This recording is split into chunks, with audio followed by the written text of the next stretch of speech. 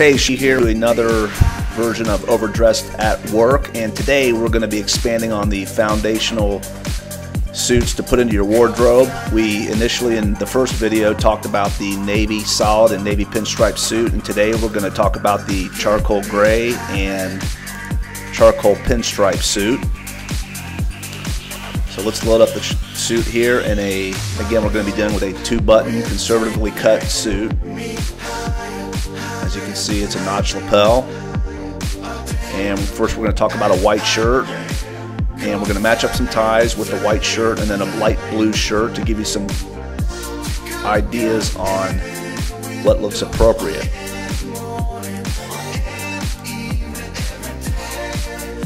So first we're going to look at the navy blue ties, and the blue ties, light blue, dark navy.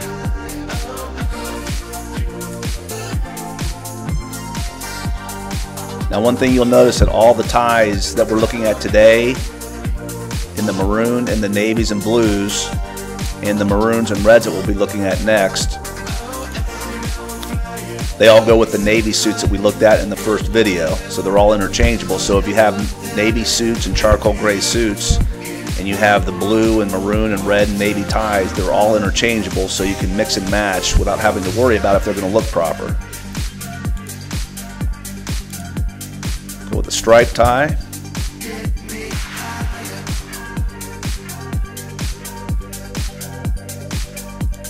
Take a look at a micro neat.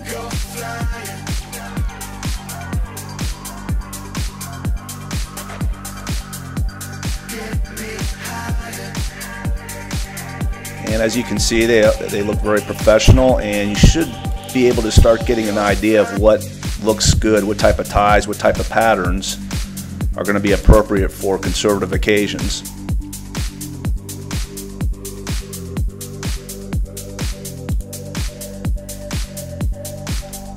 Alright, let's look at some red and maroon, and we'll first choose a micro neat.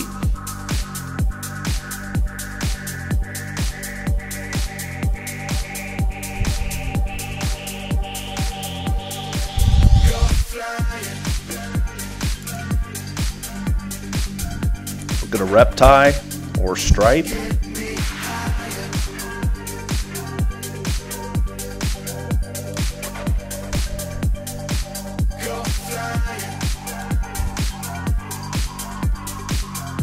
And we can go red, and as a reminder, do not go too bright red. Stay towards the darker, the maroon.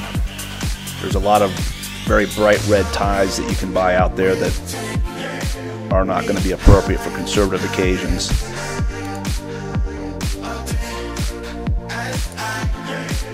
Okay, let's go in and take a look at a blue shirt and how that will look.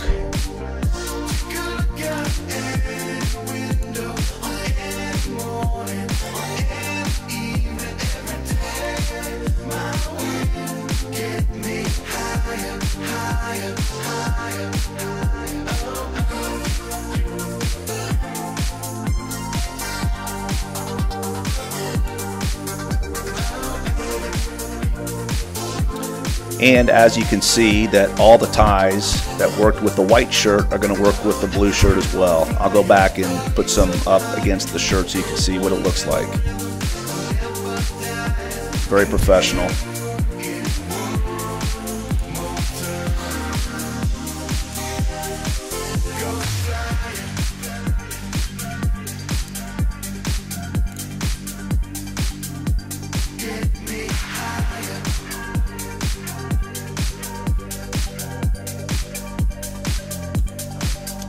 And we'll go look at a few blues and navies.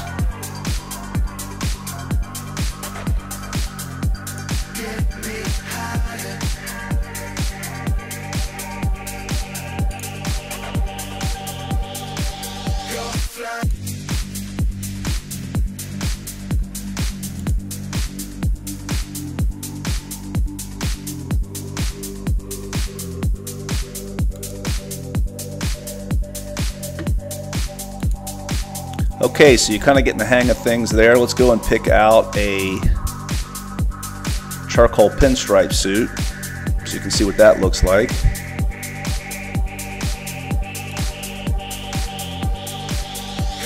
And again, the white and the blue shirt and all the ties that we've looked at are interchangeable. Now some people may be asking, hey, I heard you should never put a striped tie with a striped suit, and that's not true. If you follow the rules, you can do it. And a quick rule to remember is just alternate the size of the stripes. So as you can see, the stripes on the suit are pretty close together. The stripes on the tie are pretty far apart. They're definitely opposite of each other. You got a wide stripe on the tie and a narrow stripe on the suit. So you want to alternate the size of the patterns. If you keep that in mind, you're going to be safe. And we'll touch on that in a later episode where we talk about mixing and matching patterns on shirts and ties and suits and give you some rules. But for today, that's beyond the scope of the video here.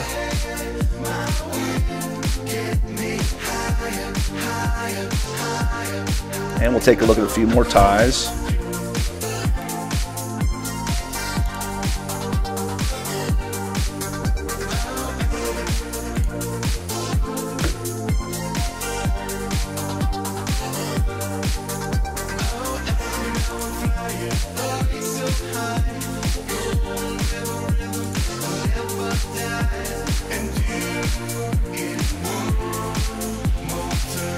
And let's get a white shirt so you can see that with the pinstripe suit.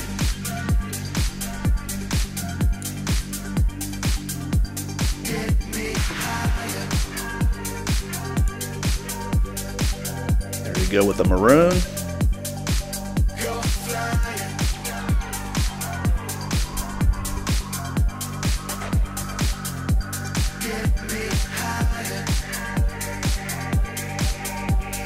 Go with the dark blue or navy.